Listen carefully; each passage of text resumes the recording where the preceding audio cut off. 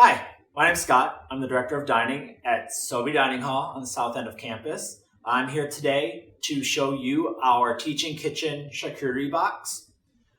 You may not know what charcuterie is. You may have seen it on a menu at a restaurant. Maybe you know its simpler kid brother, the cheese and cracker tray. But what charcuterie is, it's a French word for any cold cooked meats. So like your salamis, your prosciutto that we have in the box as well. And then a charcuterie board is those meats combined with any complementary flavors such as cheeses, nuts, and crackers. So when I put together a charcuterie board, I like to break the things down into 6 different buckets. The buckets, you can pick and choose. You don't need all of them. You can use all of them. The ones that most important are the meats. I always like to have a cheese too, so I consider those the stars of the board.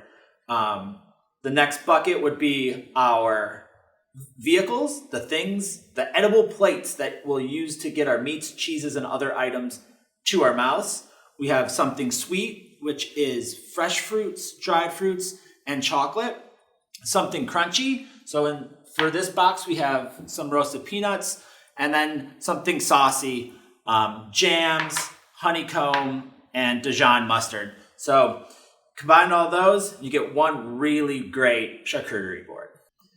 So to start our charcuterie board, we're going to start with the headliner, your cold cooked meats. We're going to start with a thin sliced prosciutto. Prosciutto comes from the the back leg of a pig, thinly sliced and cured and aged, so there's no actual heat source that cooks your meat.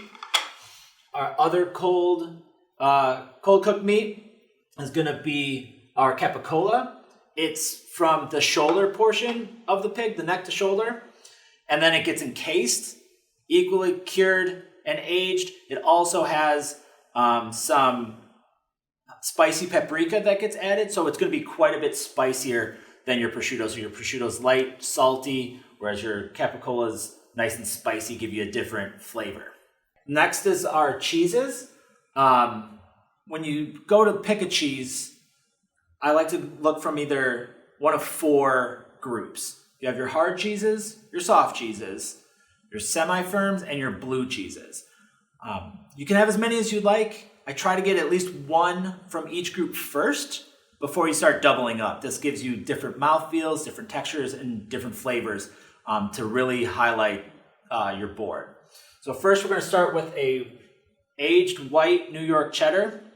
It's going to be a little sharp, a little salty, little crumbly, but really nice.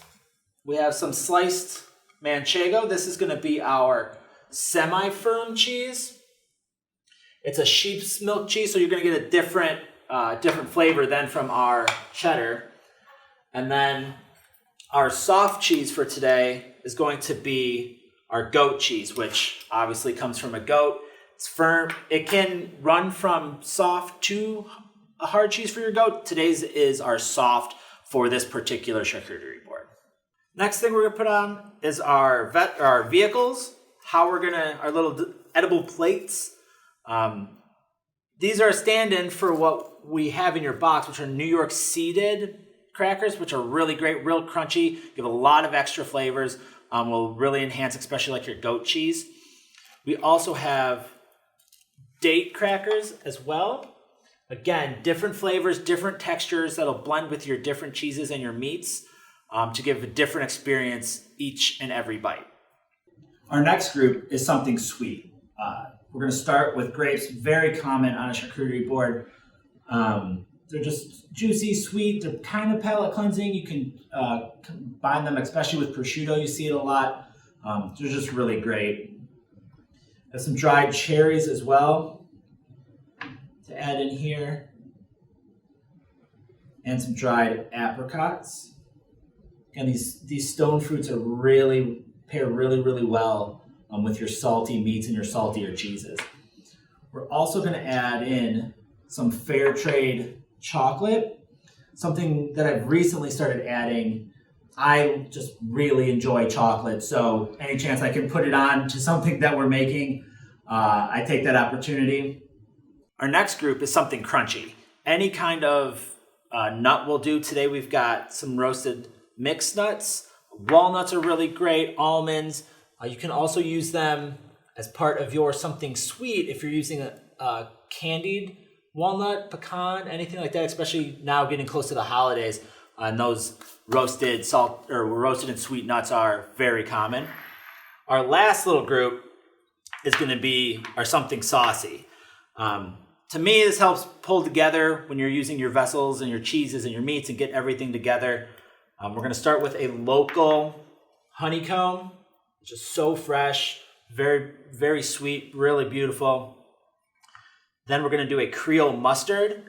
Again, this is one of my favorites. I love the spicy, horseradishy flavor from a stone ground mustard.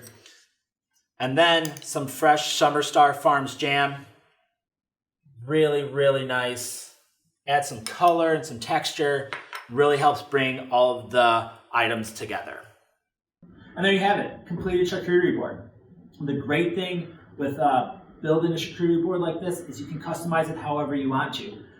You have craisins, you can use those instead of the cherries. Like we mentioned before, walnuts instead of your peanuts. You want to use summer sausage, which is a personal favorite of mine being from Wisconsin. You can sub it in for wherever you'd like, mix and match. We talked about the different buckets of cheeses and the different buckets of major groups here. So just pick and choose from there, and you really have a really strong, really pretty charcuterie board.